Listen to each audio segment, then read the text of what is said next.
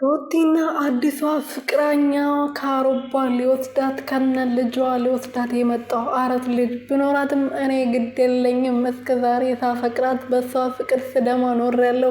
አሁን ደግሞ ከዚህ ውርደታምና አሳፋሪ ከሆነ ወንድ ልገላግላት ነው የመጣሁት ብሎ ተናግሮ ነበረ እና አበባ ይዞላት ነበረ የመጣው።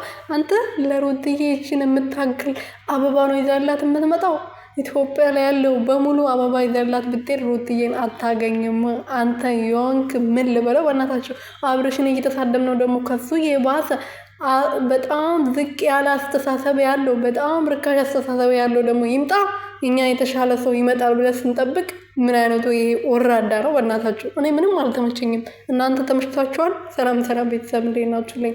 እኔ ያለው ፈጣሪ የተመሰገነው። በያላችሁበት ሰላማችሁ ብዘት ትፍርፍ ይበልልኝ የኔ ውድና ወርቅ የሆናችሁ ቤተሰቦች። የሩትዬ አፍቃሪ እንግዲህ ከአውሮፓ መጥቻለሁ።